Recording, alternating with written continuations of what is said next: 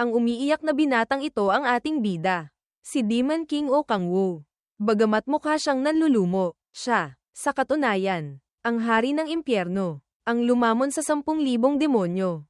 Ang dahilan ng kanyang pag-iyak ay dahil, pagkatapos ng 10,000 taon, sa wakas ay nakakain siya ng disenteng pagkain. Habang ninanamnam niya ang pakiramdam na ito matapos ang napakaraming taon, isang bastos na individual ang biglang sumire sa pader at sinipa ang kanyang mangkok ng kanin. Ngayon, matitikman ng taong iyon ang puot na naipon sa loob ng 10,000 taon ng Demon King. Nagsimula ang lahat ng ito isang araw bago sa impyerno. Sa kastilyo ng Demon King, isang figure ang nakaupo ng marangya sa trono sa gitna ng palasyo, ang Demon King. Pinuno ng 10,000 demonyo. Ngayon, hindi mabilang na demonyo ang nagtipon dahil may napakahalagang desisyon ang Demon King. Sa ibaba, unang nagsalita si Archdemon Balak. Mahal na hari, bakit po ninyo nais bumalik? Nasa inyo na ang lahat dito sa impyerno. Ngunit bago ang kanyang tanong, nanatiling tahimik ang Demon King. Pagkatapos, nagsimulang maglabas ng asul na apoy ang kanyang buong katawan. Si Archdemon Balak sa ibaba ay pinagpawisan ng malamig. Alam na naiinis na ang Demon King. Taglay ng Demon King ang kapangyarihan ng katakawan, sinipsip niya ang lakas at katawan ng bawat demonyong nakaharap niya. Siya rin ang sanhi ng pagkamatay ng 7 prinsipe ng impyerno, na noong una ay kapantay niya ngunit kalaunan ay bumagsak sa kanya. Ang Demon King, kataas-taasang pinuno mula sa paglamon sa 10,000 demonyo ng impyerno. Ang mga mas mababang demonyo sa malaking bulwagan ay nanginig din. Dahil malaki ang tsansa na si Archdemon Balak ay malapit ng lamunin. Sa sandaling ito, nagsimulang magsalita ang Demon King. 10,000 taon na akong nakakulong sa sumpang lugar na ito. Parehong tanawin. Araw-araw. Puro laban at patayan. Ano ang mayroon dito para magkaroon ako ng lahat? Habang nagsasalita, tinanggal ng Demon King ang kanyang helmet, na nagpakita ng mukha ng isang galit na binata. Ito si Demon King O Kangwoo.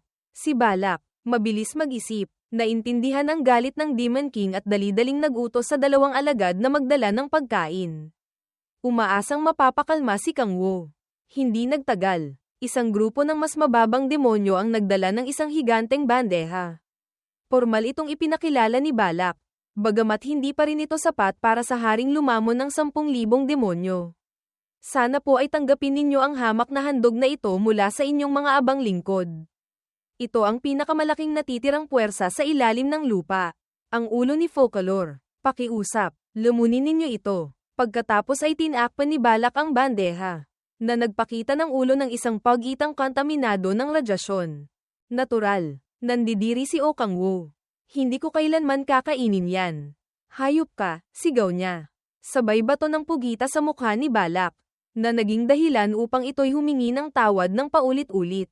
Ayokong kumain ng ganyang kapangit at kasuklam-suklam. Gusto kong kumain ng kimchi. Habang nagsasalita, naiisip niya ang kanyang inaasam na tradisyonal na pagkain. Ang mga demonyo sa ibaba, nang marinig ito, ay nagsimulang magbulungan. Hindi nila alam kung ano ang kimchi. Ngunit kung gusto ito ng Demon King, tiyak na ito ang sukdulang pagkain. May mga demonyo pang ang nag-isip na ito ay isang putahe ng hilaw at duguan na karne. Si Balak, na nabawi ang katinoan, ay nagtanong, anong klaseng ulo po ang gagamitin natin para gawin ito? Mahal na hari, o anong klaseng lamang loob? Sabihin niyo lang po, at dudurugin ko ang kahit ano para mapaligaya kayo. Nang marinig ang mga handgal at uhaw sa dugong pahayag na ito, napahawak sa mukha si Kangwoo. Hindi ganoon ang kimchi. Ngunit sa impyerno, simple lang, walang konsepto ng pagkain ang mga demonyo. Wala silang alam kundi ang lamunin ang kanilang mga kaaway pagkatapos ng tagumpay. Nang makitang hindi nasisiyahan si Kangwoo, nagpatuloy si Balak, nabanggit nyo rin po na gusto nyo ng libangan. Naniniwala po ako na labis kayong nasiyahan sa pagpatay sa 7 prinsipe ng impyerno. Hindi po ba? Ang mga mas mababang demonyo sa malapit ay nagsimulang makaramdam ng takot. Tunay nga, ang Demon King ay hari ng dugo at patayan. Ngunit lalo lamang nagalit si Kangwoo sa mga salitang ito. Hindi yon. Gusto kong magbasa ng nobela at manhwa. Talunan. Lumuhad si Balak. Mahal na hari, bagamat hindi kayo kayang bigyang kasiyahan ng aking hamak na lakas. Parusahan niyo po ako ng kamatayan dahil sa aking kawalang silbi. Sinabi niya ito, habang tumutulo ang luha sa kanyang mukha. Tunay na nawalan na ng tiwala si Oh Kang-woo sa mga demonyong ito. Kung sana mayroon lang akong isang taong pinahahalagahan. Bilang tugon, isang boses ng babae ang umalingaw-ngaw. Oh, isang taong pahahalagahan. Wala ka ba sa akin? Ang boses na ito ay kay Lilith, reyna ng mga succubus, ang pinakamagandang babae sa impyerno. Ang kanyang kagandahan ay bumihag sa mga demonyo. Lumapit siya kay Oh Kang-woo at sinabi, "Mahal na hari, hindi ka ba nasisiyahan na mapasa iyo ang puso ni Lilith?"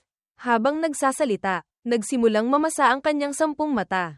Ang kanyang hitsura ay tunay na kakaiba. Si Oh Kang-woo ay natigilan. Ang kanyang mukha ay puno ng lubos na kawalan ng pag-asa. Isang taong nawalan na ng ganang mabuhay. Nagpatuloy si Lilith sa kanyang monologo. "Tiyak na papayag akong makasama ka sa gabi." Ang kanyang mga salita ay nagtulak kay Oh Kang-woo sa kanyang hangganan. "Bilang Demon King, inuutusan kitang huwag lumapit, kung hindi ay mamamatay ka." "Huho, ganyan ka ba talaga kamahiyain? Paano mo matatawag ang iyong sarili na hari ng 9 na impyerno?" Habang nagsasalita, ginamit niya ang isa sa kanyang mga galame upang mahigpit na yakapin ang braso ni Kang-woo.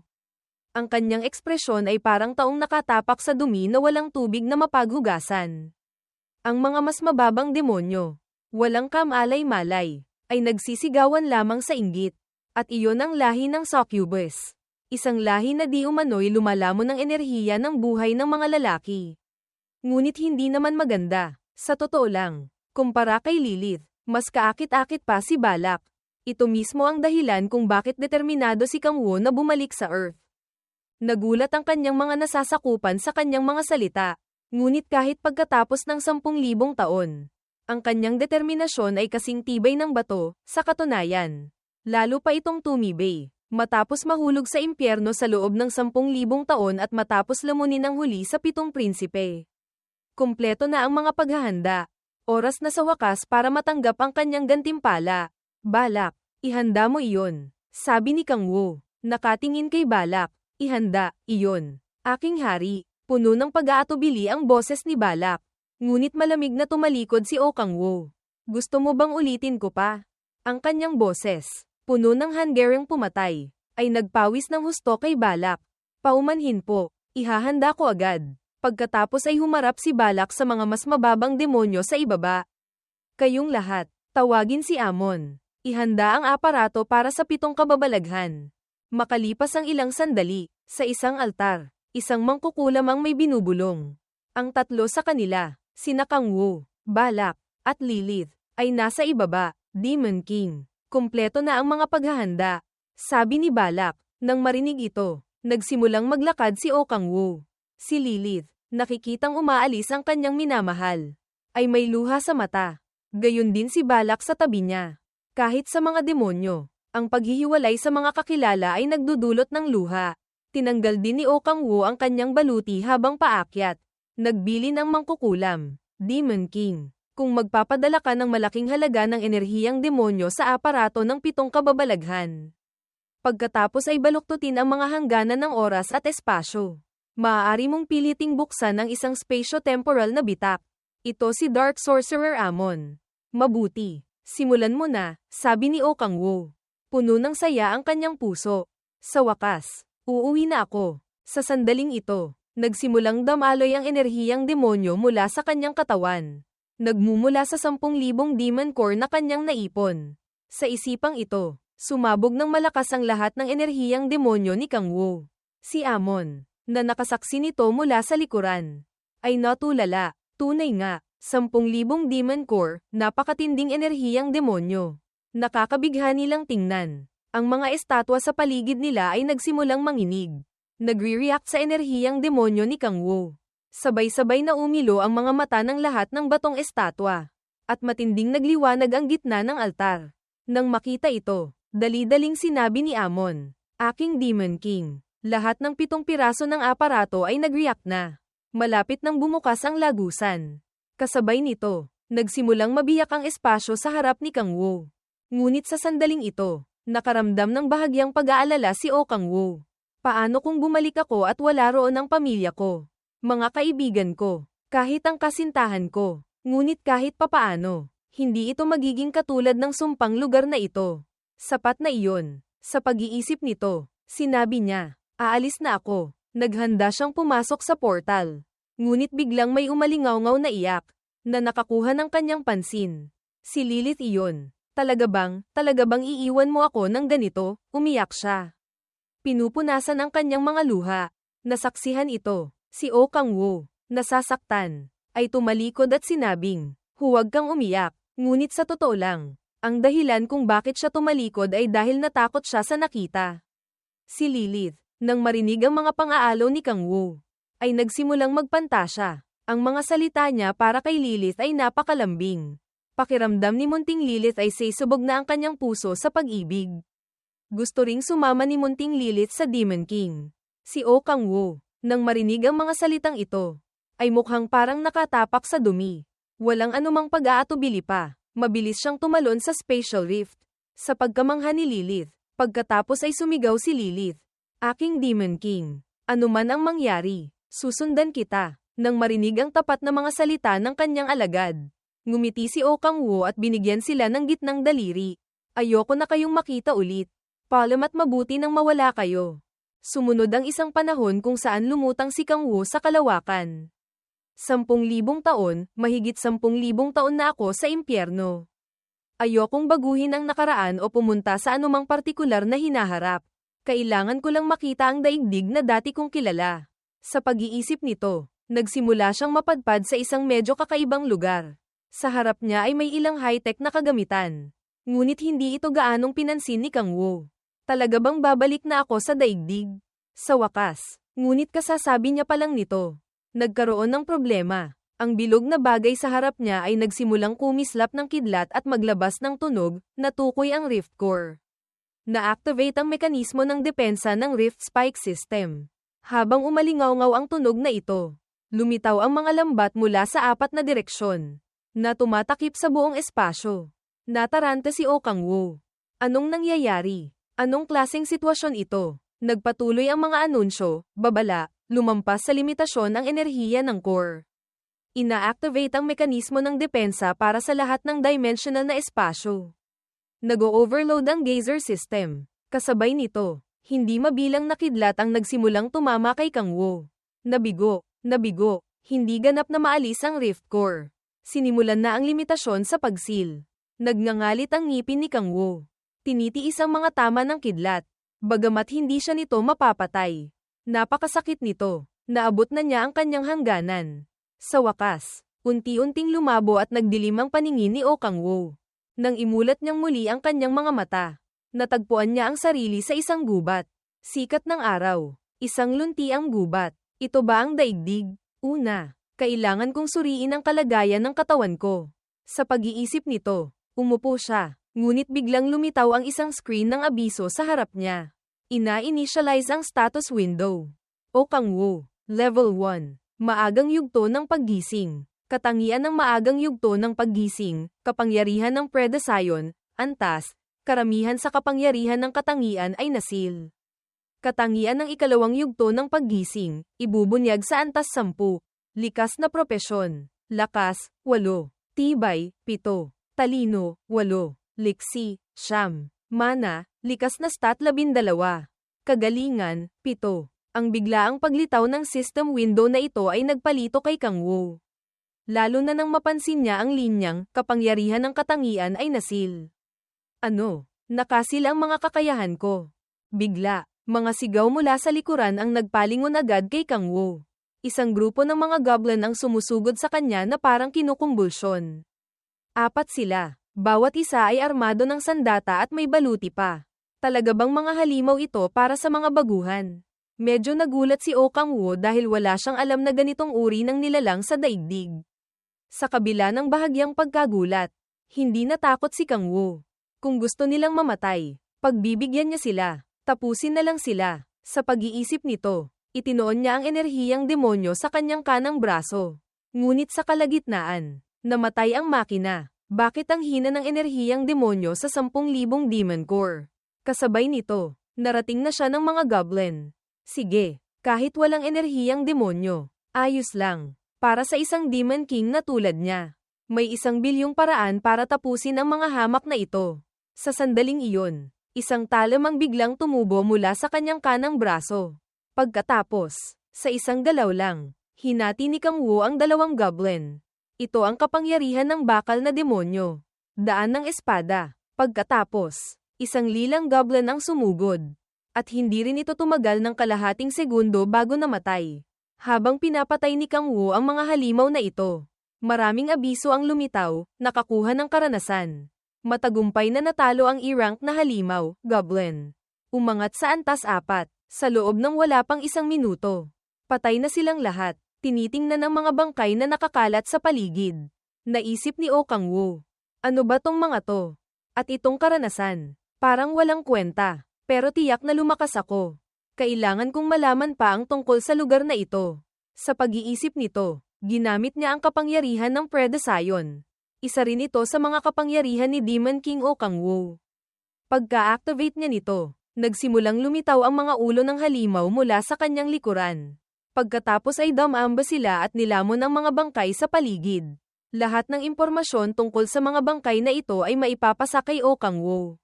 Sinubukan kong beripikahin ang mga katangiang pisyolohikal ng mga bagay na ito.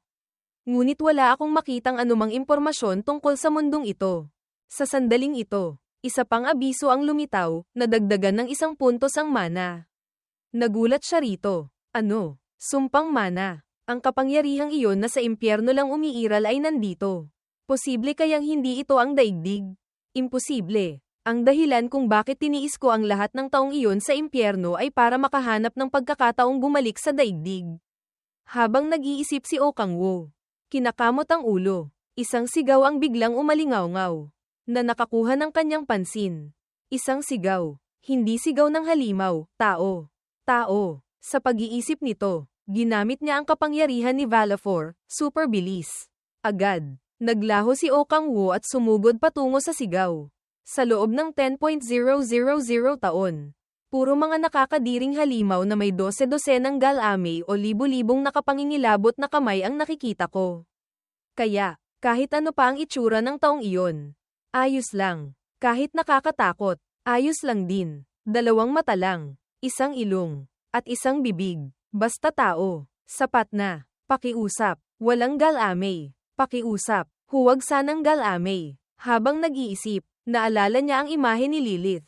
Mukhang nag-iwan nga ito ng ilang peklat sa psyche ni O Kang Wu. Sa wakas, nakita niya kung saan nagmula ang sigaw. Nakita ko na. Pakiusap. Sana tao. Pagkatapos, ang kanyang mga mata ay nag-zoom na parang teleskopyo. 2 mata, 1 ilong, at dibdib. Mahalaga. Walang galame. Ang imaheng ito ay labis na ikinatuwa ni O Kang Wu kaya napaiyak siya. Sa kabilang banda, malapit nang atakihin ng goblin ang babae. Nalabis niyang ikinatakot kaya napapikit siya. Ngunit makalipas ang 1 o 2 segundo, walang nangyari, kaya nagtataka siyang nagmulat ng mata. Ang tumambad sa kanya ay si O Kang Wu na ginilitan ang leeg ng goblin. At ang mga mas maliliit sa likod nito ay matagal nang patay.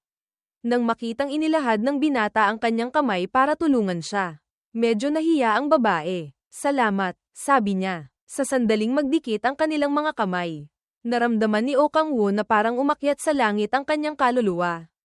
Ang labis na kaligayahang ito ay nagpipi sa kanya. Ang babaeng may lilang buhok, matapos makatayo, ay nagsabi, "Salamat sa pagligtas sa akin. Ako si Han Soul-a." Sa sandaling ito, wala pa ring sinabi si Kang Wu. Nanginginig ang buong katawan, kaya nagtaka si Han Soul-a. Ayos lang ba siya? Ngunit ang susunod niyang kilos ay tiyak na ikagugulat ni Han Soul-a. Matapos matauhan mula sa tanong ni Han Soul-a, mahigpit na hinawakan ni O Kang Wu ang kanyang kamay at hinayla siya palapit sa kanya. "Pakasalan mo ako," sabi ni O Kang Wu na may malawak na ngiti. Ngunit ang kilos na ito ay ikinagulat din mismo ni O Kang Wu. Si Han Soul-a, nang marinig ang mga salita ni Kang Wu, ay namutla at nagtanong, ano ang sinabi mo?" Nang marinig ang kanyang nauutal na boses, nalaman ni Kang Wu na medyo nasobrahan siya sa excitement. Kaya bumalik siya sa katinoan. Paumanhin. "Ako si O Kang Wu. Sinabi mong ikaw si Han Soul-a. Tama. Ayos lang ba ang mga sugat mo?" "Oo. Hindi malaki ang sugat, sabi ni Soul A. Ngunit pagkasabi niya palang nito, sumakit ang sugat sa kanyang tuhod. Kaya napahandusay si Han Soul A sa mga bisig ni Oh Kang-woo. Kasabay nito, nahulog ang kanyang telepono. Napansin din ito ni Oh Kang-woo. Yung parisukat na bagay, telepono ba yun? Nasa daigdig nga ako. Pagkatapos ay tinulungan niya si Han Soul A na umupo sa ilalim ng puno. Huwag mong pilitin ang sarili mo. Magpahinga ka muna. Gagamutin kita. Kasabay nito, pamunit siya ng tela mula sa kanyang kapa para bendahan ang sugat nito. Habang ginagawa ito, naisip niya, ngayon ko lang nakita. Kaya pala naming mag-usap. Pinagbawal ko ang wikang demonyo sa impyerno at pinagamit sila ng Korean para pagbalik ko. Hindi ko makalimutan ang wika. Sa wakas, makakagamit na ako ng Korean sa mga tao. Hindi lang sa mga demonyo. Matapos magbenda, idinagdag ni Oh Kang-woo. Kung ganito mo iingatan, mas gagaling ka. Salamat sa pag-aalaga sa akin. Sabi ni Han Soul A. Haha, huwag kang mag-alala. At heto ang telepono mo. Habang nagsasalita, ibinalik ni Oh Kang-woo ang kanyang telepono. Sa sandaling ito, napansin din niya ang oras na nakadisplay sa screen ng telepono. 2023. 5 taon na ang nakalipas mula nang mahulog ako sa impyerno. Sigurado akong tama ang pagkaka-adjust ko ng oras. Nagsimula bang lumitaw ang ganitong uri ng mga halimaw sa daigdig sa loob ng 5 taon na iyon? Marami akong hindi alam. Wala akong sapat na impormasyon. Para malutas ito, nagsimulang magtanong si Oh Kang-woo sa kanya. Tsaka, bakit ka nandito? Nakaranas ako ng ilang mahihirap na sitwasyon. Nag-iisa akong nangangaso sa isang gate. Kahapon lang ako nagising bilang player. At nag-iisa akong nangaso sa isang E-rank na gate. Napakatanga ko. Habang nagsasalita, nagpakita siya ng malungkot na mukha. Kung hindi siya nailigtas ni Oh Kang-woo ngayon, marahil sa susunod na taon ay anibersaryo na ng kanyang kamatayan. Si Kang-woo naman, medyo tulala pa rin. Hunter, player, gate. Sobrang daming impormasyon na hindi pa niya alam. Nagtanong pa siya, kung gayon, ano ang level mo? Level 6 lang ako kasi kahapon lang ako nagising. Pero ano ang ginagawa ng isang player na tulad mo? Kang-woo, dito. Nang marinig ang tanong na ito, natarante siya. Nakaranas din ako ng ilang katulad na sitwasyon. Kasabay nito, naisip ni Oh Kang-woo sa sarili. Mas mataas pa ang level niya sa akin. Well, normal lang na isipin niya iyon. Si Han Soul A, nang marinig ang sagot niya, ay nagsabi, naiintindihan ko. Sakto namang nagdikit ang kanilang mga balikat. Dahil dito, namula ang kanyang mukha sa hiya. Tara na, mabilis na tumayo si Han Soul A at sinabi, mukhang malala ang sugat mo. Magiging ayos ka lang ba? Oo, ayos lang ako. Salamat sa. Kasasabi niya palang nito. Nagsimula na namang sumakit ang kanyang binti. Si Oh Kang-woo, nang makita ito, ay sumugod para suportahan si Han Soul A. Aalalayan kita. Hindi na kita dapat abalahin pa. Natarantang sabi ni Han Soul A. Dadalhin kita. Saang direksyon tayo pupunta? Kung gayon, doon. Pakiusap. Tulungan mo akong makarating sa labasan. Oo, naiintindihan ko. Kaya, sinimulan ni Oh Kang-woo na tulungan siyang makarating sa labasan. Ito ang unang pakikipag-usap ko sa tao sa loob ng 10.000 taon. Bukod sa sobrang reaksyon ko noong una, wala akong nagawang mali, at mukhang hindi siya naghihinala sa pagkatao ko. Sige, sa ganitong takbo, makikisalamuha ako sa lipunan ng daigdig. At ganoon nga, hindi nagtagal, narating nila ang labasan. Sinabi ni Han Soul A. Nakarating na tayo sa labasan. Ginoong Kang-woo, sa harap nila ay isang asul na portal. Ang pagkita sa portal na ito ay medyo ikinagulat din ni Oh Kang-woo. Ito ba ay isang gate? Paggalaw sa mga bitak na ito sa espasyo, ibig sabihin hindi ito ganap na daigdig. Wala akong nakikitang anumang kagamitan na gumagawa ng bitak. Kaya paano napapanatili ng ganito kalaking gate ang sarili nito? Isang serye ng mga tanong ang nagsimulang lumitaw sa isip ni Oh Kang-woo. Habang nag-iisip pa siya, sinabi ni Han Soul A. Ginoong Kang-woo, sa tingin ko ay mas mabuti na ako ngayon. Lumabas na tayo rito. Ganoon nga, pareho silang pumasok sa portal at naglaho. Nang imulat ni Kang-woo ang kanyang mga mata, nabigla siya sa tanawing nasa harap niya. Sa labas ng gate, hindi mabilang na hunter ang maingay na nag-uusap. Mula sa pagre-recruit ng mga miyembro para pumasok sa gate hanggang sa pagsusuri ng kagamitan. Si Kang Woo ay inoobserbahan pa rin ng lahat. May dalawa siyang mata, isang ilong, at walang galame. Mga tao lang. Talagang nakabalik na ako. Sa pag-iisip nito, nagsimula na namang tumulo ang luha ni Kang Woo. Hinintay niya ang sandaling ito sa loob ng 10,000 taon. Si Han Sol-a, sa kabilang banda, na tila gustong suklian ang kanyang kabutihan, ay nagsabi, Ginoong Kang Woo, kung ayos lang sa iyo, gusto mo bang kumain kasama ko sa bahay ko? Si Kang Woo, na parang yunuko sa loob ng 10,000 taon, ay biglang nakarinig ng ganoong mga salita mula sa isang babae at namula sa tuwa. Nagpatuloy si Han Sol-a. Lubos akong nagpapasalamat at humihingi ng paumanhin. Kaya gusto ko man lang suklian ka ng isang pagkain. Si Kang Woo, nang marinig ito, ay pakiramdam na parang nasa tagsibol ang kanyang kaluluwa.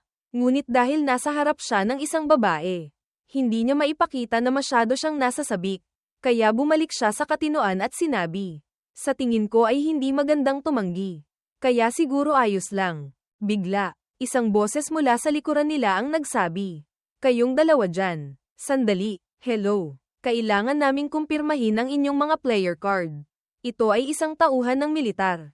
Si Han Sol-a, nang marinig ito, ay dali-daling nagsimulang hanapin ang kanyang card. Samantala, ang dalawang tauhan ng militar, nang makitang walang reaksyon si Oh Kang Woo, ay nagtanong, ikaw dyan, ilabas mo ang iyong player card. Oo, naiintindihan ko. Bagamat sinabi ito ni Kang Woo, wala siyang anumang card, walang ibang magawa, kinailangan niyang gamitin ang kanyang kapangyarihan para linlangin ang dalawang ito. Sa sandaling ito, biglang nagbago ang mga pupil ni Oh Kang Woo. Pagkatapos ay sinabi niya, heto na, habang ipinapakita ang gitnang daliri sa tauhan ng militar. Ngunit kahit nakita niya ang kilos na ito, nanatiling blanko ang militar, walang ipinapakitang ekspresyon. Ito ay dahil nasa ilalim siya ng epekto ng kapangyarihan ni Oh Kang Woo. Isang kakayahang nagpapahintulot ng manipulasyon sa persepsyon at paningin ng target, ang kapangyarihan ni Dant Alien, paningin. Kaya, sa kaunting panlilinlang, madaling nalampasan ni Oh Kang Woo ang hadlang na ito. Pagkatapos ay masaya siyang bumalik kay Han Sol-a. Binibining Han Sol-a, tara na. Opo, hindi nagtagal. Nakarating sila sa isang apartment complex. Nasa complex na ito ang bahay ni Han Sol-a. Pagdating doon, medyo nahiya si Han Sol-a. Walang elevator ang apartment namin. Kaya kailangan nating umakyat ng hagdan. Lubos na ayos lang ito kay Kang Woo. Ayos lang, sabi niya. Pagkatapos ay nagsimula silang dalawang umakyat ng hagdan. Ang amoy ng lumang apartment, ang makitid na hagdanan, ang malamig na hawakan, ang maalikabok na bintana, lahat ay pamilyar na pamilyar. Lalo na dahil, sa hindi mabilang na lugar sa daigdig. Ito ang bahay ni Han Sol-a. Sigurado akong isang masayang hinaharap ang magbubukas mula ngayon. Naisip ni Oh Kang Woo. Namumula sa tuwa, habang nangangarap pa si Kang Woo ng magandang hinaharap.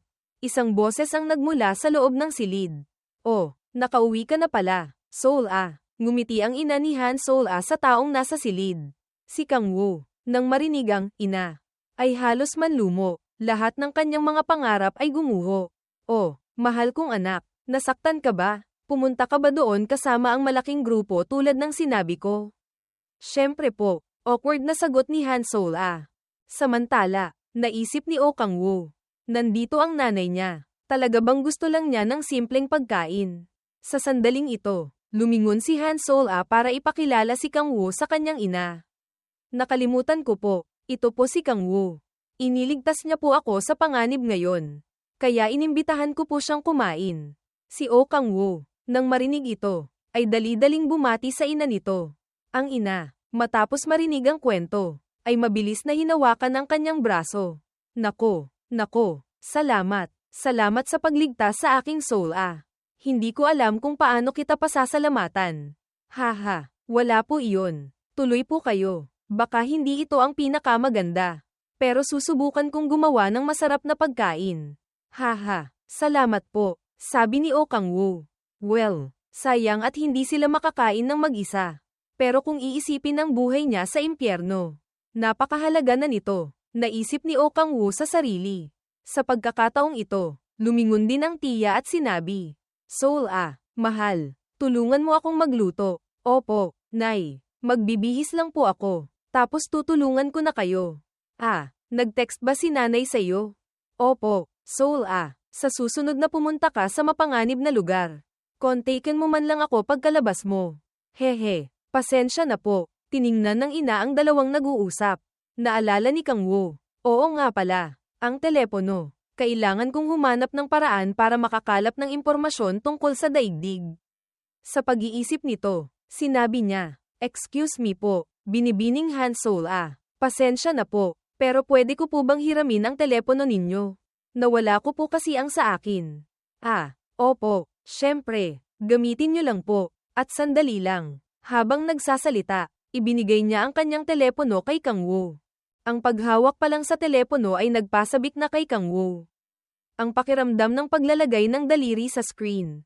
Pagkatapos ng 10.000 taon, lahat ay napakaganda, ngunit hindi ito ang oras para mag-focus doon. Kailangan kong mangalap ng impormasyon. Mula nang hilahin ako sa impyerno 5 taon na ang nakalipas. Dapat kong subukang maghanap ng mga balita mula 2018. Tingnan natin. Hindi nagtagal. Marami siyang nahanap na impormasyon. Ang araw ng sakuna, ika-22 ng Pebrero, 2018. Binago nito ang buong mundo. Biglang lumitaw ang mga halimaw mula sa daan-daang gate. Hindi epektibo ang lakas militar.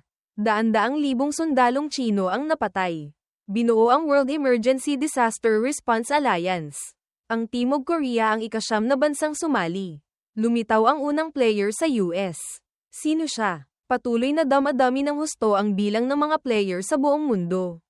Sila kaya ang pag-asa ng sangkatauhan. Ang pagbabasa ng impormasyong ito ay nagpaisip kay Kang Woo.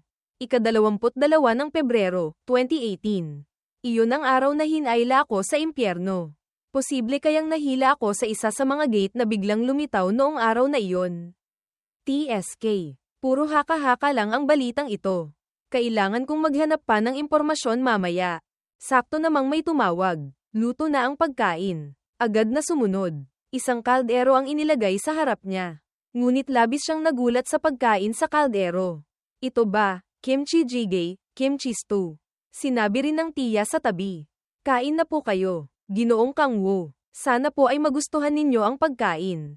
Pagkatapos ay dahan-dahan siyang sumandok ng isang piraso ng tokwa gamit ang kutsara at nanginginig na isinubo ito. Matapos ngumuya at maramdaman ang pamilyar na lasa sa kanyang bibig, sumandok ulit siya at kinain ito kasama ng kanin. Paulit-ulit na nangyari ang ganitong kilos. Si Han Soul at ang kanyang ina. Nang makitang kumakain si Kang Woo na parang hindi kumain ng matagal, ay medyo nag-alala. 5 taon na ang nakalipas, hindi. 10,000 taon na ang nakalipas. Matapos biglang mahulog sa impyerno. Para mabuhay, kinailangan kong lamunin ang kapangyarihang demonyo at magbagong anyo bilang isang nilalang na hindi katulad ng mga demonyo. Gayunpaman, dahil mayroon pa akong pagkatao, nanatili ang aking gana at panlasa. At sa impyerno, walang nakakapagbigay kasiyahan doon. Para sa mga demonyo, napilitan akong kumain para mabuhay. Napakasama ng lasa. Parang basura. Akala ko mababaliw ako, kahit na naranasan ko ang pakiramdam na iyon ng hindi mabilang na beses sa impyerno. Ang dahilan kung bakit nanatili akong matino ay isang tanging hiling, gusto kong bumalik sa daigdig. Kumain si Oh Kang Woo. Habang tumutulo ang luha sa kanyang mukha. Totoo ito. Talagang nakabalik na ako sa daigdig. Binibining Han Soul Lubos akong nagpapasalamat. Napakasarap ng pagkain. Maraming salamat po. Si Han Soul Nang marinig ito, ay ngumiti at sinabi, Ako dapat ang magpasalamat. Lubos akong humihingi ng paumanhin dahil ganito ko lang kayo masusuklian. At nagustuhan nyo pa ng husto. Ganoon ba kasarap? Masayang tanong niya. Opo, pasensya na po. Pero pwede po ba akong humingi pa ng isang mangkok? Siyempre, kukunin ko agad. Habang nagsasalita, tumayo si Han Soul para kumuha pa ng kanin. Ang tiya sa tabi ay masayang nagsabi rin. Ho ho, ang sarap makitang nagugustuhan mo ng husto. Si Oh Kang Woo naman. Tuloy lang sa pagsubo. Talagang masaya akong nakabalik na. Sakto namang dinala ni Han Soul ang buong kaldero ng kanin. At sa mismong sandaling iyon, habang masayang kumakain pa si Kang Woo, Biglang gumuho ang pader sa likuran niya mula sa labas. Pagkatapos ay isang boses ang umalingaw-ngaw. Ano ba to? Putya. Ang tigas ng pinto, si Han Sol-a at ang kanyang ina. Nang makita ito, ay sumugod para tingnan. Ang boses ay pag-aari ng isang tunay na basagulero. Pagkapasok pa lang niya sa silid, nagsimula na siyang sumigaw. Hoy, Han Sol-a, lumabas ka rito ngayon din. Nang makita ng lalaking ito si Han Sol-a, lumakad siya palapit at tiningnan ito ng may napaka-aroganteng tingin. Hoy, sino ang nagbigay sa iyo ng pahintulot na pumasok sa gate ng mag-isa? Ha, ngunit sa kanyang mga salita, na sa unang tingin ay parang pag-aalala. Napakalamig ng reaksyon ni Han Sol-a. Nagdilim ang kanyang mukha, at sinabi niya, umalis ka. Pagkasabi nito, nanginginig ang buong katawan niya. Ang lalaking blonde sa tabi ay nanlaki ang mata na parang hindi makapaniwala sa kanyang naririnig. Ano? Ngunit para kay Han Sol-a, napakasama ng lalaking ito. Tiningnan niya ito ng diretso at sumigaw. Sabi ko, umalis ka. Sino ka sa tingin mo para basta nalang pumasok sa bahay namin ng ganito? Huwag kang lumapit sa akin.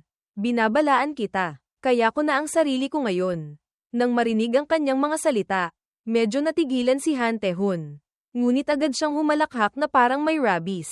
Talaga, kaya ko na ang sarili ko ngayon. Nako, ang cute, sabi niya. Nakanganga ang bibig, na parang ang sinabi ni Han Sol-a ang pinaka-nakakatawang bagay sa mundo. Pagkatapos niyang tumawa, nagbago ng 180 degrees ang kanyang ekspresyon. Hayop, isang hamak na player na tulad mo ang lakas ng loob magsalita ng malaki. Sino ka sa tingin mo?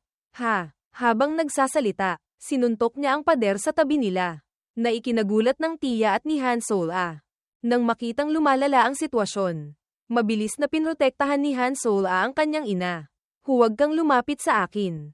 Nag-aalalang sabi niya. Walang sinabi si Han Tae-hoon. Ngunit patuloy na nakatitig ang kanyang mga mata, na labis na ikinatakot ng tiya. Nang makitang takot na takot ang tiya, tumalikod lang siya ng may paghamak. TSK. Maagang namatay ang ama, at pati ang ina ay mahirap. Ang hayop na ito ay nagbitiw lang ng masamang salita, na labis ding ikinagalit ni Han Sol-a. Hayop ka. Ang dahilan kung bakit kami naging ganito ay dahil sa iyo. Ngunit hindi pinansin ng lalaking ito ang kanyang galit. Agad niyang hinawakan ang braso ni Han Sol-a at nagtungo sa pinto. Habang naglalakad, sinabi niya, kalimutan mo na, kailangan mong sumama sa akin sa Andres Guild ngayon din. Si Han Sol-a, sa kabilang banda, ay ginamit ang lahat ng kanyang lakas para lumaban. Bitawan mo ako, hinding-hindi ako sasali sa basurang guild na iyan. Basura, sayang naman. Ipapakita ko sa iyo kung ano ang mabubuting tao. Tunay na naabot na ng lalaking ito ang sukdulan ng kasamaan. Pagkatapos magsalita, ngumiti pa siya para ipakita ang kanyang malahayop na kalikasan. Alam din ni Han Sol-a na wala ng pag-asa ang lalaking ito. Kaya medyo nagngalit siya ng ngipin at kinagat ito ng malakas. Ginamit niya ang lahat ng kanyang lakas sa ataking ito. Kaya nagdugo ang kanyang pulso. Ang maliit na aso sa tabi, nang maramdaman ang sakit, ay iwinasiwas ang kanyang kamay at sinampal si Han Sol-a. Kaya natamba ito paatras. Ang tiya, nang makita ito, ay nag-alala, at nagsimula na ring magalit si Han Tae-hoon. Itong lintik na batang to. Akala mo ba sapat na ang paggawa ng mga walang kwentang mabubuting gawa para mabuhay? Masyadong mabait sa iyo ang mundong ito. Kung alam mo kung ano ang makakabuti sa iyo, sumunod ka na lang at maging handog ko. O akala mo ba malaki ka na? Sabi niya na may napakatakot na mukha. Namumula ang mga ugat sa kanyang noo. Ang kanyang nakakatakot na anyo at nagbabantang boses ay nagpatakot kina Han Sol-a at sa kanyang ina kaya nagyakapan na lang sila sa takot. Sa panig na ito, nagpatuloy sa pagbabanta si Han Tae-hoon. Sige, bilang mga player, magharap tayo ng tapatan sandali. Ang ibig niyang sabihin ay, maglaban tayo. Ngunit paano naman lalaban ng isang tulad ni Han Sol-a? Nakada rating lang ng paggising. Sol-a, alam na alam ito ng tiya. Kaya mabilis siyang tumayo at sinabi, susubukan kong magsikap pa. Pakiusap, huwag mong gawin ito kay Sol-a. Tae-hoon, pakiusap. Sinabi niya ito habang hawak ang kamay ng hayop. Ngunit walang pakialam ang lintik na asong ito. Agad niyang iwinaksi ang kamay nito. Kaya nahulog ito sa sahig. Hayop. Anong basura, sabi niya sa malamig at walang pusong tono. Si Han Sol nang makita ito, ay sumugod para tulungan ang kanyang ina na bumangon. Kaya nga sinabi ko sa iyong lumayo ka. Pero ayaw mong makinig. Ang kukulit ninyo. Puno ng inis ang boses ng lalaking ito. Kahit siya naman ang may kagagawan nito. Si Han Sol nang marinig ito, ay galit na lumingon at tiningnan siya ng masama. Si Han Tae-hun, nang makita ang kilos ni Han Sol ay nagsabi, Anong gagawin mo sa akin? Anong tinitingin-tingin mo? Puta ka, nakakainis ka talaga. Pangalawang yugto na ako ng paggising. Akala mo ba may tsansa ka? Habang nagsasalita, inilapit niya ang kanyang mukha kay Han Sol Ang tanging meron ka ay itong mukha mo. Tanga, kailangan mong sumali sa Andres Guild. Sa ganoong paraan, ang boss ay, sakto namang may narinig siyang mga tunog ng pagnguya sa tabi. Ang nakakainis na tunog na ito ang nagpahinto sa kanya pansamantala sa kanyang ginagawa at lumingon siya sa pinagmumulan ng ingay. Ang taong gumagawa ng ingay ay walang iba kundi si Oh Kang-woo. Habang sina Han Sol at ang kanyang ina ay dumaranas ng karahasan sa tahanan. Kalmado siyang nakaupo at kumakain. Ang kilos na ito ay natural na ikinainis ni Han Tae-hun. Pagkatapos ay hinawakan niya ang braso ni Han Sol at hinayla ito palapit kay Kang-woo. Sinasabing, nakakagulat, hindi naman ito sikat na restaurant. Hindi ka ba marunong bumasa ng sitwasyon?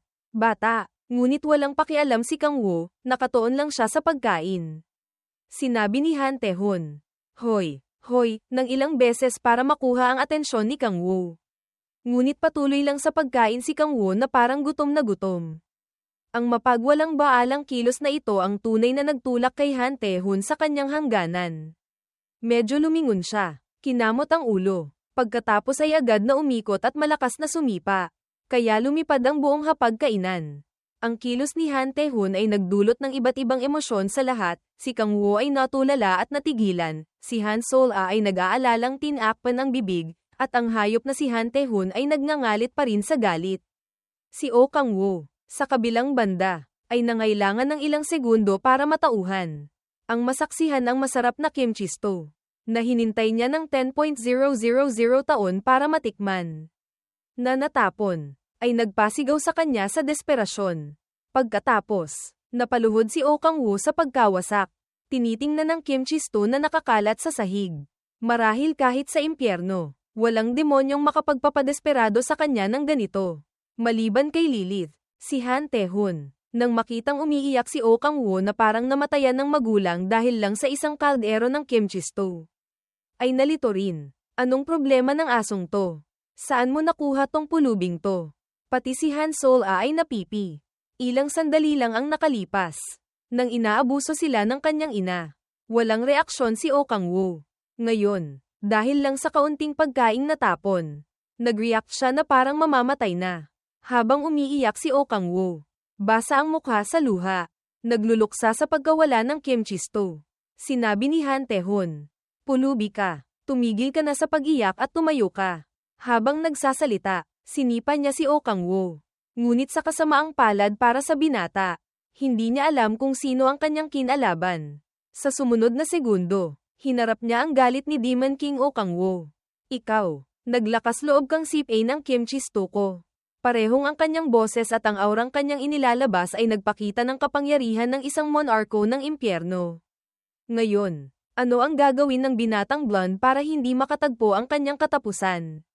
Sa harap ng napakatinding presensya ni Kang-woo, sinubukan ni Han Tae-hun na magngalit ng ngipin at tiisin. Pagkatapos ay ginamit ang kanyang kapangyarihan. Agad, ang parehong kamay niya ay nabalutan ng kakaibang asul na apoy. Sa sandaling ito, sinubukan din niyang pakalmeyan ang sarili. Imposible, siguro nagkamali lang ako ng tingin. Sa pag-iisip nito, tila medyo nabawasan ang kanyang takot. Kaya sinabi niya, Haha, siguro baliw ka na. Habang nagsasalita, itinaas niya ang kanyang kamao. Naghahandang bigyan ng suntok si Kang-woo. Ngunit sakto namang may isang sinag ng liwanag ang lumipad patungo sa kanya. Kaya mabilis niyang ginamit ang kanyang kamay para harangin. Alam na alam ni Han Tae-hun kung sino ang may kagagawan ng ataking ito. Kaya sumigaw siya. Ano ba to? Ang ataking ito ay mula kay Han Sol.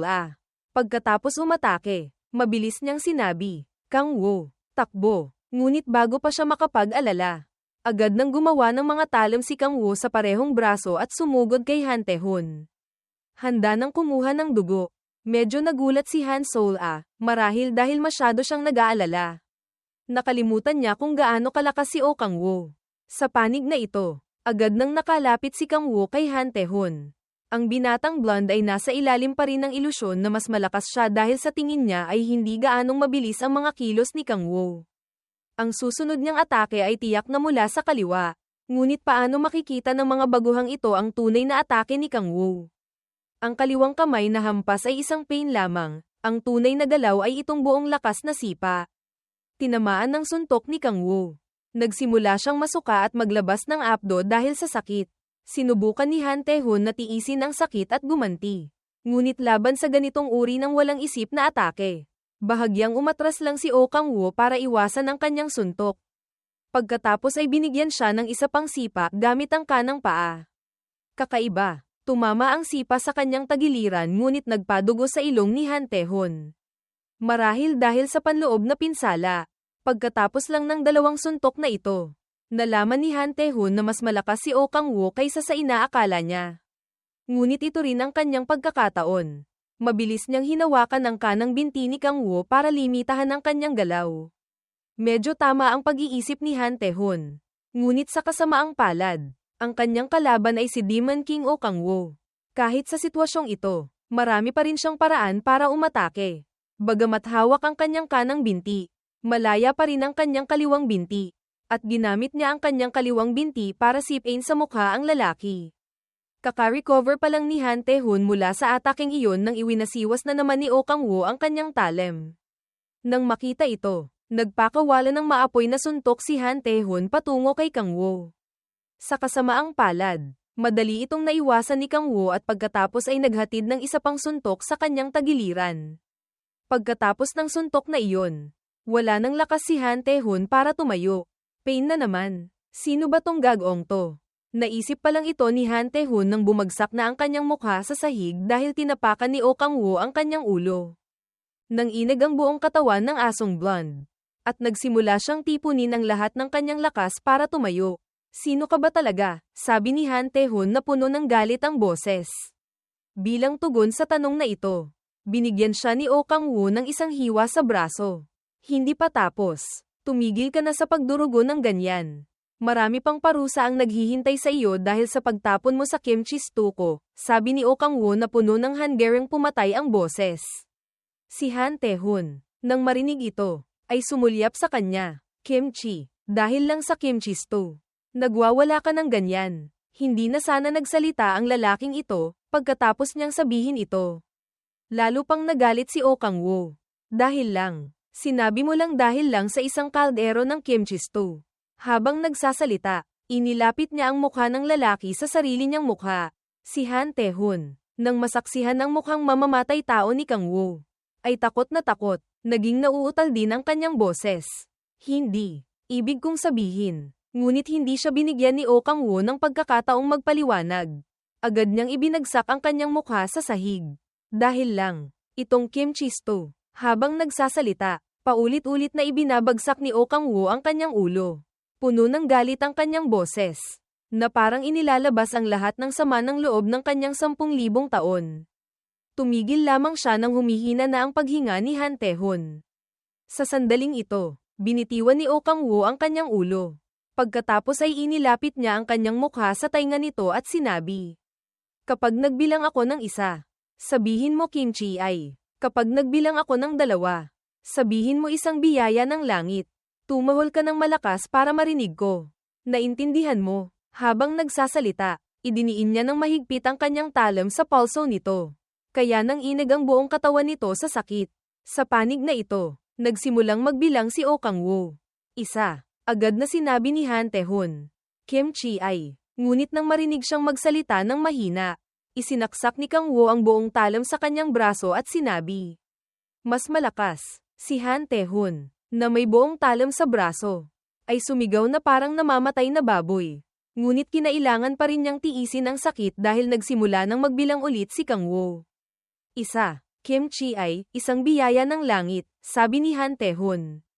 Habang tumutulo ang luha sa kanyang mukha, ngunit hindi pa rin kontento si Kang Woo. Hindi sapat, mas malakas para sa akin. Kasing lakas ng parang may gumigilit sa lalamunan mo. Kasing lakas ng pag-ungol mo kapag may dumaang babae. Magsalita ka ng malakas para sa akin. Hanggang sa pumutok ang baga mo, sigaw ni Oh Kang Woo sa kanya. At sa sandaling ito, naging napakatakot ng kanyang mukha. Lumitaw pa ang kanyang mga pangil.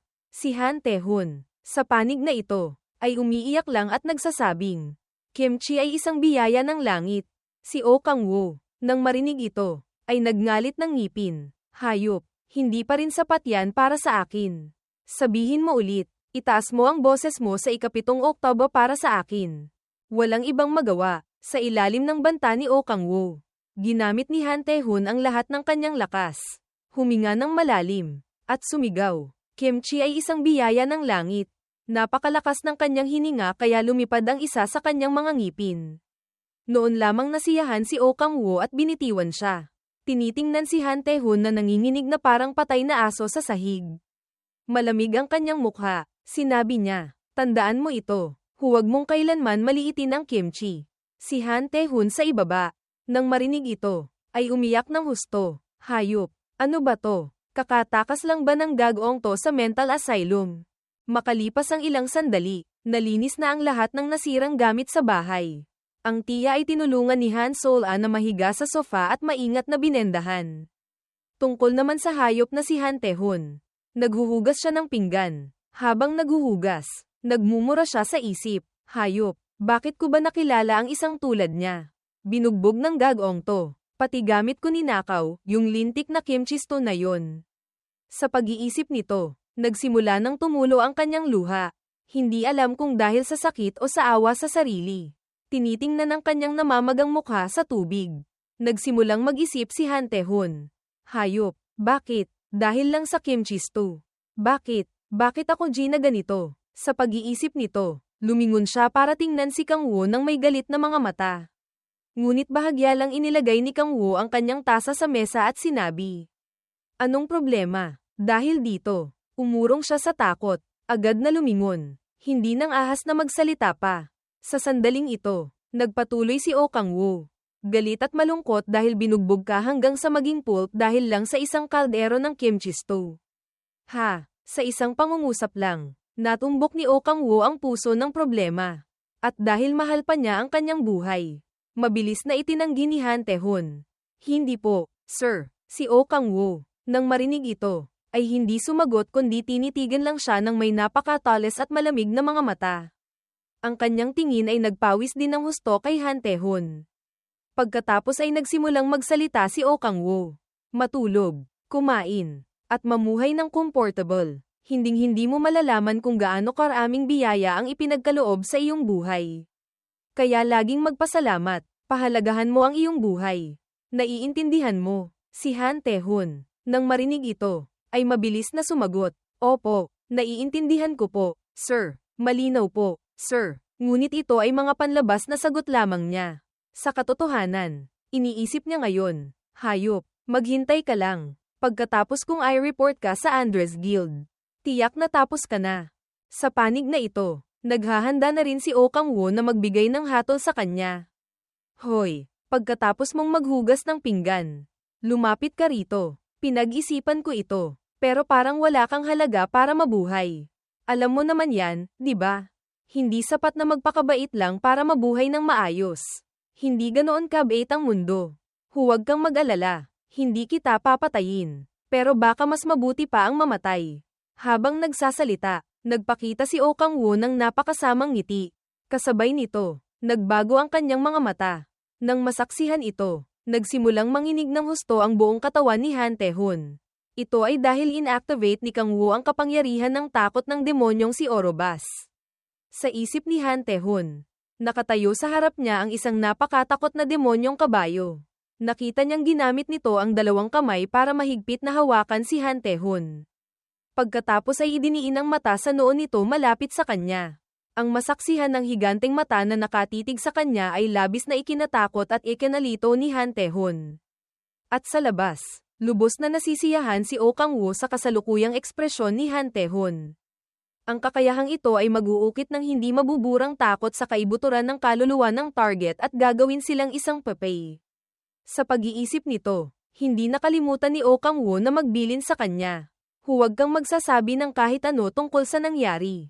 Ngayon, alis. Nang marinig ang mga salita ni Kang-woo, nagsimulang tumayo ng nanginginig si Han Tae-hoon. Bumubulong ng mga salitang tulad ng, hindi. Huwag. Natakot pa siya ng husto kaya naihi siya sa pantalon. Ito ang nararapat na katapusan para sa mga mahilig sa karahasan sa tahanan. Si Han Sol-ah, na nanunood mula sa malayo habang nanginginig na umalis si Han Tae-hoon sa kanilang bahay, ay naisip din, sa pagkakataong ito rin, iniligtas na naman ako ni Ginoong Kang-woo. Balik kay Oh Kang-woo. Ang kamakailang insidente, bagamat labis siyang nagalit, ay isang maliit na hakbang lamang sa kanyang bagong buhay. Ang insidente ay nagparamdam din kay Kang-woo ng isang bagay, siya ay tunay na isang mahirap na tao.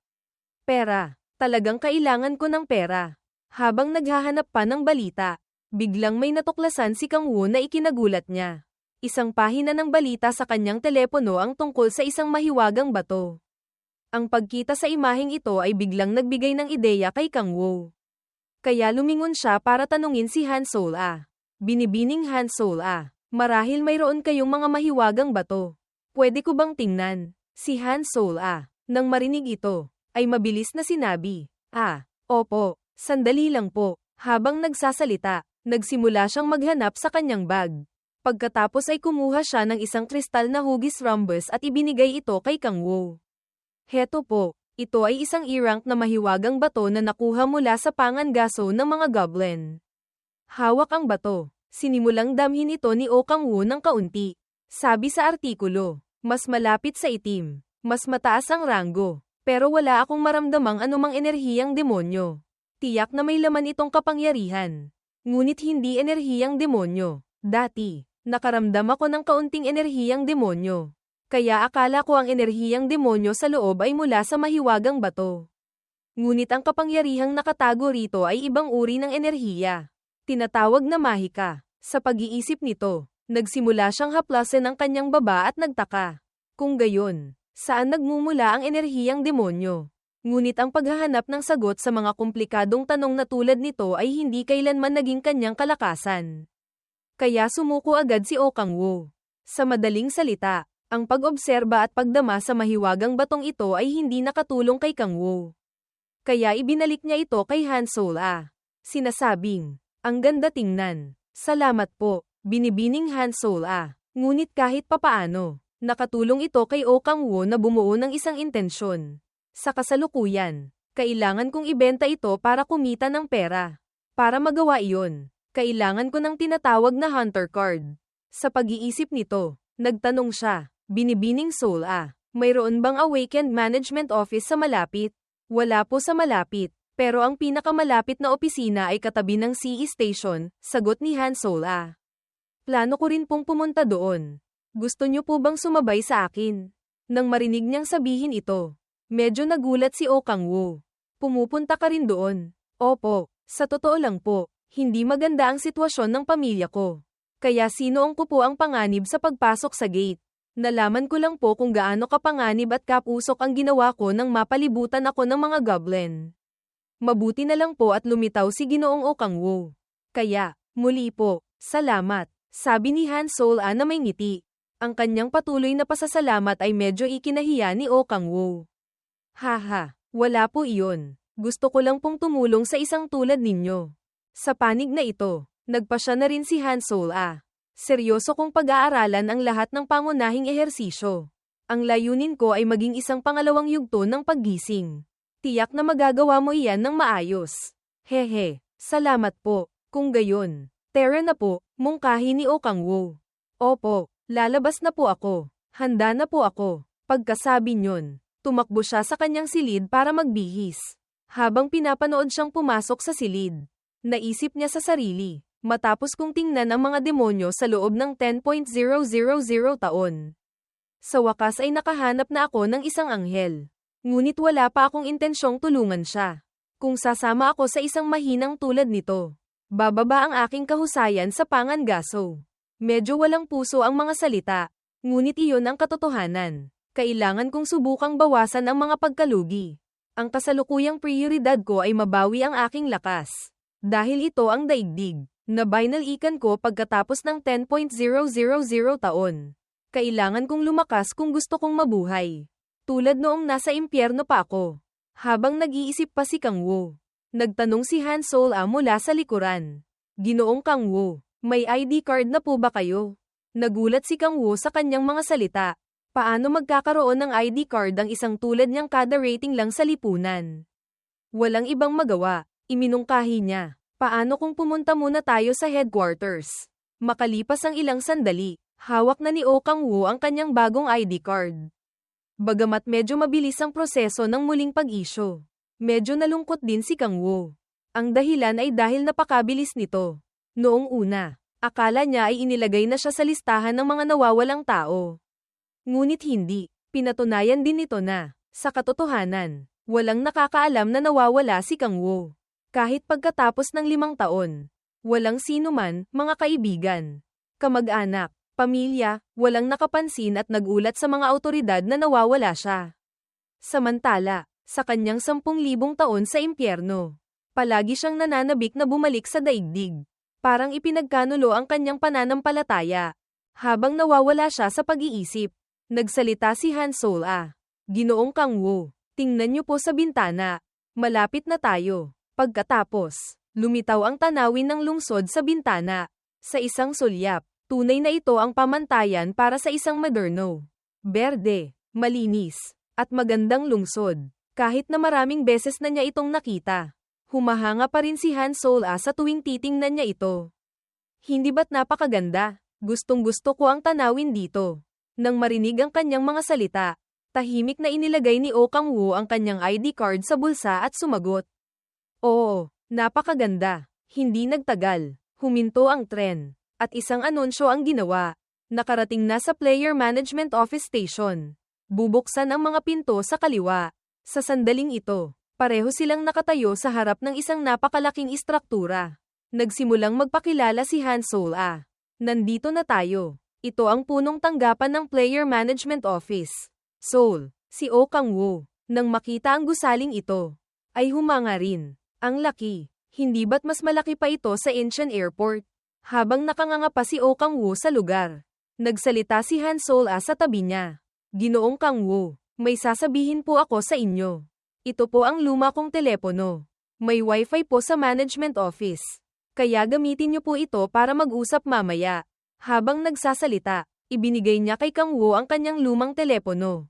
Si Kang Wu, nang matanggap ang kanyang unang telepono mula nang bumalik, ay nagningning sa tuwa. Naisip niya sa sarili. Tunay na isang anghel ito. Siyempre, hindi niya nakalimutang sabihin.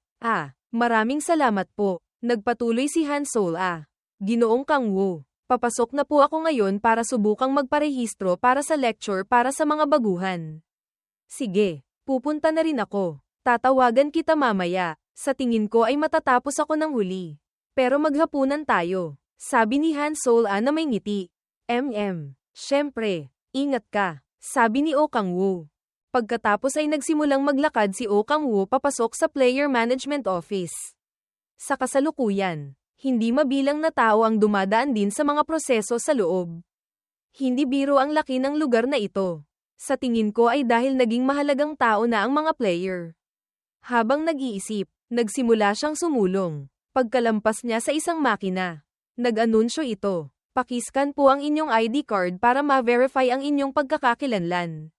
Maraming beses na niyang ginawa ang pag-scan na ito noon. Kaya wala siyang dapat ipagtaka. Pagka-scan ni Kang Wu ng kanyang card, nag-anunsyo ang makina. Na-verify na ang pagkakakilanlan. Pangalan, Kang Wu. Kumpleto na ang pag-verify. Ang inyong waiting number ay 18. Pakiusap. Kunin ang inyong waiting ticket.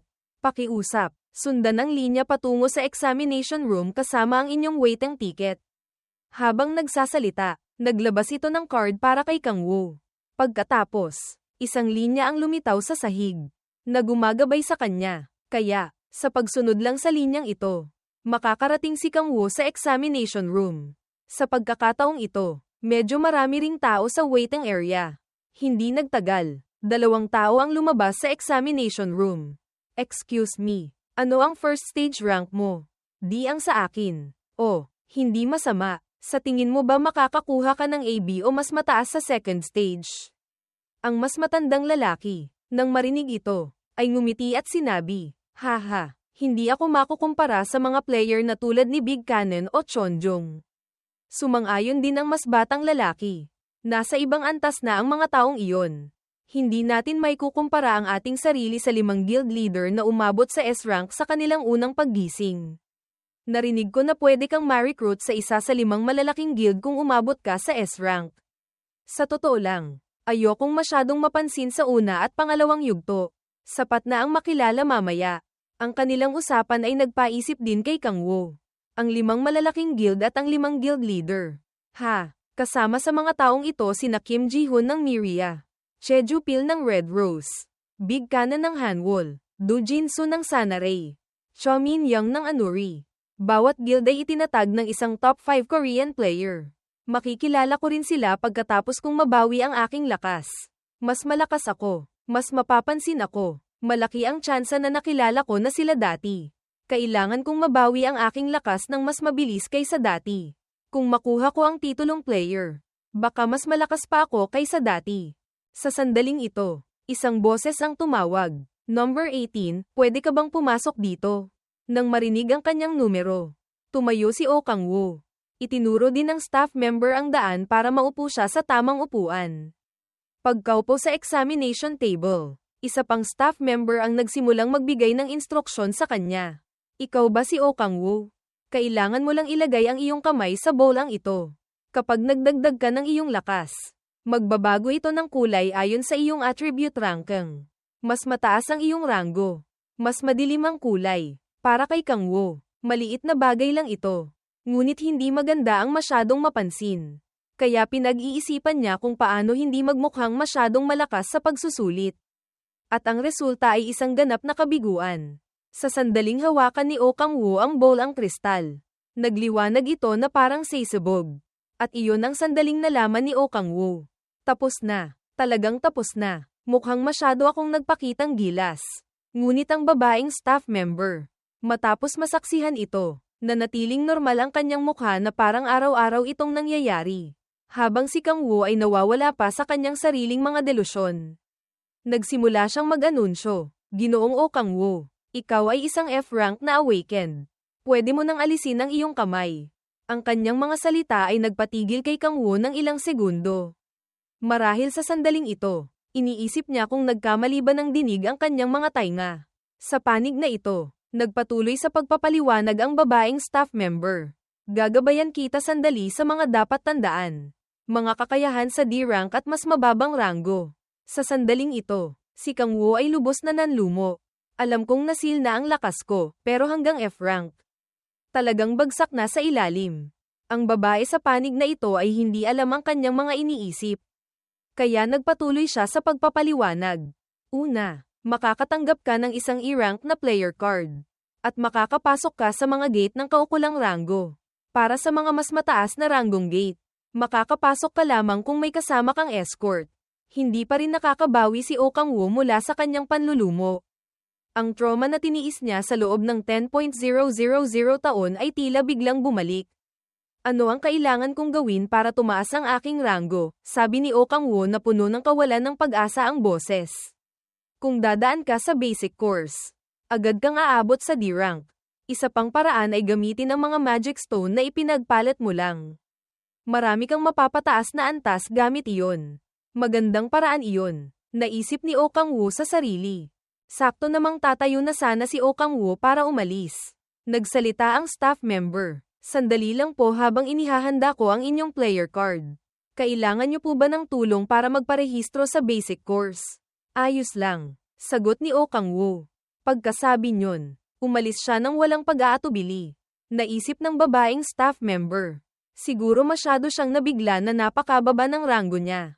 Gayunpaman, sa ganitong kalagayan, madali siyang mamamatay sa loob ng gate. Kung F-rank ang isang tao, mas mabuting sumuko na lang sa pagiging player. Sakto namang naisip niya ito. Nagsimulang magbago ng kulay ang bolang kristal sa tabi niya. Napansin din niya ang pangyayaring ito. Ha, bakit ang kulay? Anong nangyayari? Sira na ba? Habang nagsasalita, tiningnan niyang mabuti ang bola. At sa sandaling hahawakan na sana niya ito. Nabiyak ito sa dalawa. Kasabay nito, naging itim na ang bola. Ang tanawing ito ay labis na ikinagulat niya.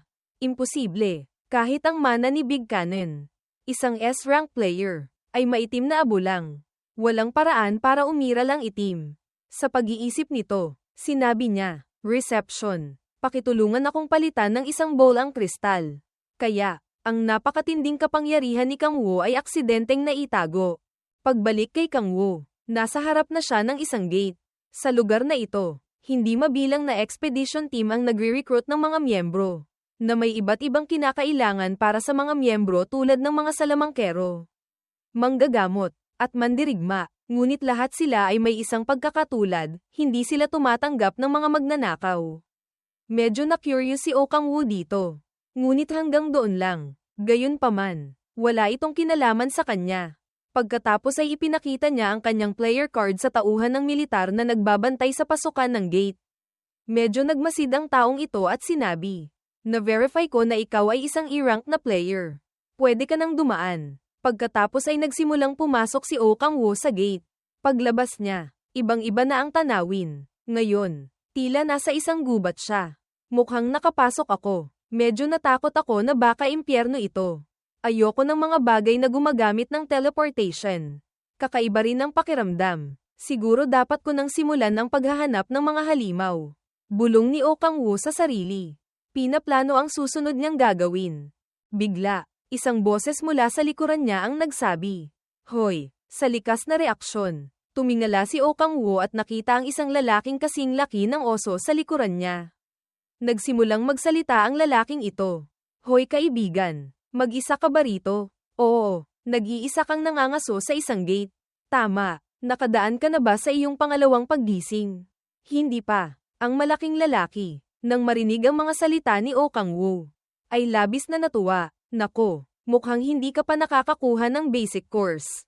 Ang isang E-rank na tao na nangangaso kasama ang grupo ay mas mabuti kaysa mag-isa. Ano sa tingin mo, kung hindi ka pa sumasali sa anumang grupo, pwede mong subukang sumama sa aming grupo?" Habang nagsasalita, itinuro niya ang dalawang kasamahan niya sa likuran. Ang dalawa sa likuran niya ay nagsimula ring sumigaw ng galit. "Hoy, Tesu, bakit ka nagdedesisyon ng mag-isa?" "Oo nga, hindi naman siya makakatulong sa kahit ano." Ang malaking lalaki, nang marinig sila, ay lumingon at sumigaw, "Halika na, kayo. Alam nyo naman kung anong sitwasyon niya ngayon, di ba? Ililigtas natin ang buhay niya. Kung talagang nag-aalala kayo, hindi ko tatanggapin ang mga magic stone mula sa inyo. Idagdag nyo siya sa ating grupo." Ang dalawa pa, nang marinig ito, ay sumang-ayon. "Sige, basta hindi siya makakaabala sa atin." Sa panig na ito, naisip ni Oh Kang Woo, mukhang mabait siyang tao, pero hindi akma sa orihinal kong plano ang pagsali sa isang grupo. Kaya tumanggi siya. "Salamat sa inyong imbitasyon, pero mag-iisa akong mangangaso. Hindi ko kailangan ng grupo." Ang malaking lalaki, na tila hindi narinig ang mga salita ni Oh Kang Woo, ay nakipagkamay pa rin sa kanya at sinabi, "Ngayong pumayag na sila, magpakilala na tayo. Ako si Kang Tesu." "Anong pangalan mo?" tanong ni Kang Tesu. "Ako si Oh Kang Woo. Salamat dito, pero wala akong intensyong sumali sa anumang grupo. Magsalita ka lang ng natural. Mukha lang akong ganito, pero 24 anyos lang ako." Nang marinig ni Kang Tesu na sabihin ito, nagsimulang maghinala si Kang Woo. Ano, nagsisinungaling ba siya? 24 anyos na may ganyang mukha. Nang makitang nagdududa pa rin si Oh Kang Woo, inilabas niya ang kanyang ID card at sinabi, "Kita mo, ipinanganak noong 1999. Ako ito, si Kang Tesu." Ano ba ang nangyari sa loob ng 5 taon, naisip ni Oh Kang Woo sa sarili. Pagkatapos ay nagsimula siyang magsalita. "Kung gayon, mas comfortable na akong magsalita. Tesu, lubos akong nagpapasalamat sa iyong alok. Ngunit pumasok ako rito na may partikular na plano sa isip." Ang dalawang kasamahan sa likod, nang marinig ito, ay natahimik. Marahil iniisip nila, anong klaseng engranding plano ang meron ng isang E-rank para manggahas na pumasok dito ng mag-isa. Medyo kinamot din ni Kang Teso ang kanyang ulo. Kung ganyan ka kadeterminado, wala nang ibang paraan. Gayunpaman, mag-ingat ka. Ang lugar na ito ay tirahan ng mga goblin. At sa kanila ay may isang goblin na mas malaki at mas malakas kaysa karaniwan. Tinatawag itong Goblin Father. Isa itong boss monster na ibang-iba o ganap na naiiba ang antas kumpara sa mga ordinaryong goblin. Kaya dapat mo siyang takasan sa lahat ng paraan. Sige, salamat sa iyong payo. Kung gayon, mag-ingat ka. Tumalikod si Kang Teso para magpaalam kay Kang Wu at umalis kasama ang kanyang mga kasamahan. Habang pinapanood ang malaking lalaki na umalis, naisip ni Kang Wu, tunay siyang mabait na tao. Kung ako talaga ay isang baguhang E-rank, marahil sumama na ako sa kanila. Gayunpaman, mas mabuti akong mag-isa rito. Ngayon, tara na, sa pag-iisip nito. Ginamit din niya ang kanyang kapangyarihang pampabilis at sumugod ng diretso sa gubat. Sa kanyang daan, natuklasan ni Kang Wu ang mga bakas ng mga goblin. Mukhang medyo marami sila. Siguradong nandito lang sila sa paligid. Kasasabi niya pa lang nito. Nakita na ni Kang Wu ang tirahan ng mga goblin. Kaya, walang anumang pag-aatubili. Sumugod siya ng diretso sa gitna ng kanilang nayon. At pagkapasok pa lang niya sa perimeter ng nayon, ginamit ni Kang Wu ang kanyang talam para ipadala ang isang goblin sa kamatayan. Ang mga goblin, nang masaksihan ang kanilang kasamahan na pinatay sa harap mismo nila, ay labis na nagalit at nagsimulang magtipon ng maramihan para galpihin siya. At ito mismo ang gusto ni Kang Wu. Pinakamabuti kung magtipon ang mga hamak na ito para mapatay ko silang lahat ng sabay-sabay at mabilis. Ang resulta, hindi na kailangang sabihin, ay isang ganap na one-sided na patayan. Sa bawat hampas, nakakapatay si Kang Wu ng ilang goblin ng sabay-sabay, kung hindi mahati sa dalawa. Lilipad ang kanilang mga ulo. Pagkatapos ng ilang sandali ng walang pag-aatubiling pagpatay, medyo nagulat si Kang Wu dahil mas marami ang bilang ng mga goblin kaysa sa inaakala niya. Ganito pa rin karami. Kung gayon, hayaan ninyong ihatid ko kayong lahat. Pagkatapos ng ilang sandali ng mahirap na pakikipaglaban, sa wakas ay natapos na ni Kang Wu ang lahat ng halimaw. Phew, medyo marami ring napatay, pero nakakapagod din ang ganito karaming halimaw. Sabi ni Kang Wu. Tinitingnan ng tanawin ng mga bangkay ng halimaw sa likuran niya. Sa sandaling ito, biglang lumitaw ang isang notification board na nakakuha ng kanyang pansin. Natalo mo ang E-rank na halimaw, goblin. Nakakuha ng karanasan. Umangat ng 4 na antas. Nadagdagan ng 1 ang mana stat. Kang Wu, antas 8. Unang paggising. Katangian ng unang paggising, katakawan, ang antas ng kapangyarihan ng katangian ay kasalukuyang nakasil. Katangian ng ikalawang paggising, magbubukas sa antas 10. Propesyon, lakas, 9. Tibay, 8. Talino, 8. Liksi, 10. Batay sa kanyang obserbasyon sa status window. Tila kung tataas ang kanyang antas, tataas din ang kanyang mana. Ngunit sa ngayon, alam kong walang mana sa mga magic stone. Pagkatapos ay sinimulang gamitin ni Kang Wu ang kanyang kapangyarihan ng katakawan para sipsipin ang mga bangkay na ito. Nararamdaman ko ang mahika, ngunit ang pinagmumulan ng mana ay wala sa mga magic stone. Nararamdaman ko ito sa kanilang buong katawan. Nag-iiba ang lakas depende sa oras ng pagkamatay. Ibig sabihin, kung sisipsipin ko ang mga bangkay ng mga bagong patay na halimaw, unti-unti akong makakaipon ng mana. Sa pag-iisip nito, isa pang notification board ang lumitaw. Nadagdagan ng 2 ang mana stat. Nang makita ang notification board na ito, nasiyahan si Kang Wu. Ayos, pwede akong magbenta ng mga magic stone sa ganitong paraan at makakuha rin ng mana. Ngayon kailangan ko na lang kunin ang mga magic stone bago ako umalis. Kung maibebenta ko lahat ng batong ito, ilang manok kaya ang mabibili ko? Masayang naisip ni Kang Wu habang pinupulot ang mga ito. Kung iisipin, kinakain ko lang ang laman at iniiwan ang mga buto. Parang kumakain ng manok, pero mas nakakauhaw ang karne ng manok. Pagkalabas ko rito, siguro dadaan ako sa tindahan ng manok. At iimbitahan ko rin si Soul A. Sa puntong ito, nagpantasya rin siya tungkol kay Han Soul A na sinusubuan siya ng manok. Ang tanawing ito ay nagpatulo ng kanyang laway. At ito rin ang nagpataas ng espiritu ni Kang Wu ng 1,000%. Haha, Soul A, hintayin mo ako. Ililibre kita ng marinated na manok. crispy fried chicken, at atsara rin. Ngunit sa sandaling ito, isang nakakatakot na dagandong ang biglang umalingaw-ngaw mula sa likuran ni Oh Kang-woo, na nakakuha ng kanyang pansin. Nang lumingon siya, ang tumambad sa mga mata ni Kang-woo ay isang malaking goblin na sumusugod sa kanya na parang tangke. Ito ba yung halimaw na binanggit ni Kang Tae-soo? Isa itong hobgoblin. Ang halimaw, matapos makita si Kang-woo, ay umungol ng galit, at ang braso nitong may hawak na sandata ay nabalutan din ng isang uri ng liwanag. Si Oh Kang-woo, nang makita ito, ay labis na nagulat. Iyon ba, mahika? Itong lintik na asong to marunong ding gumamit ng mahika. Bagamat medyo ikinagulat ni Kang-woo ang katotohanang marunong gumamit ng mahika ang halimaw na ito. Hindi ito ang pangunahing problema. Pagdating sa lakas ng pagwasak, mas mataas ang antas ng mana ni Kang-woo kaysa sa mahika ng gagawng to. Ngunit napakalaki ng pagkakaiba sa pisikal na lakas dahil sa bigat. Iwasan ang mga atake nito hanggat maaari. At kung matamaan ako, kahit makaharang ako, lilipad pa rin ako na parang bola. Tungkol naman sa mga overhead slash, kaya niya lang magngalit ng ngipin at tiisin. Pagkatapos ay mabilis na ilihis ang atake nito. At sinamantala ang pagkakataong ito, binigyan ito ni Oh Kang-woo ng isang hiwa sa mukha. Sa kasamaang palad, nagawa nitong umikot at gamitin ang balikat na baluti para harangin. Hayop, natamba ako ng sibat nito.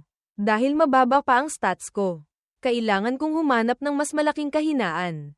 Sa pag-iisip nito, ginamit din niya ang kanyang liksi para patuloy na iwasan ang mga atake nito upang makahanap ng mga kahinaan.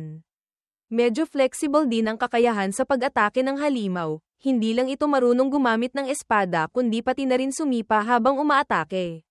Siyempre, madali pa ring naiwasan ni Kang-woo dahil sa kanyang bilis.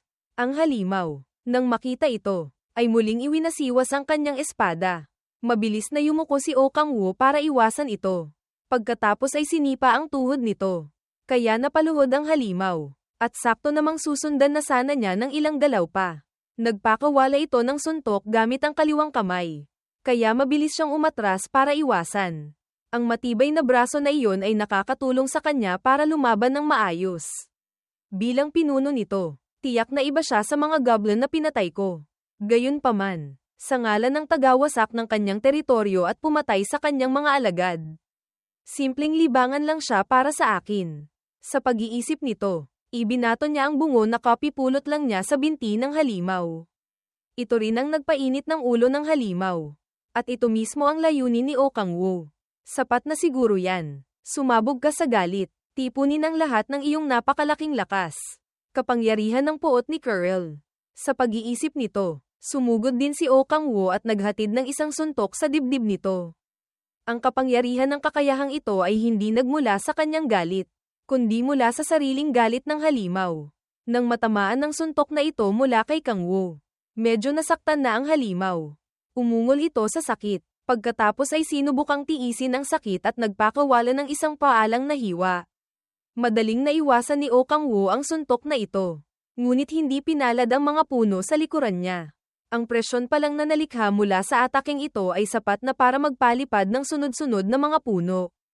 At kakaiba, habang patuloy na umaatake ang halimaw na ito, lalong lumalakas ang ganitong uri ng kapangyarihan. Ang kapangyarihang ito ay talagang isang uri ng suporta sa pagpapalakas na nagpapalaki ng lakas ng gumagamit ng maraming beses. At salamat sa pagpapalakas na ito, iwinawasiwas ng halimaw ang kanyang espada na parang isang wrecking machine. Winawalis ang lahat sa paligid. Ngunit ang pagpapalakas na ito ay mayroon ding kahinaan, ang kapalit nito ay isang sumpa na ginagawang dekorasyon ang utak ng target. Ang simple at magulong mga atake ng isang halimaw na nawalan ng katinoan ang pinakamadaling lumikha ng maraming butas para atakihin. Kasasabi niya pa lang nito. Nagtagumpay si Oh Kang-woo na batasin ang binti nito. Ang pagkakasugat sa tuhod ay nagpaluhod din agad sa halimaw. Sa sandaling ito, nagsimula na ring mag-ipon ng lakas si Oh Kang-woo para sa isang tiyak na galaw.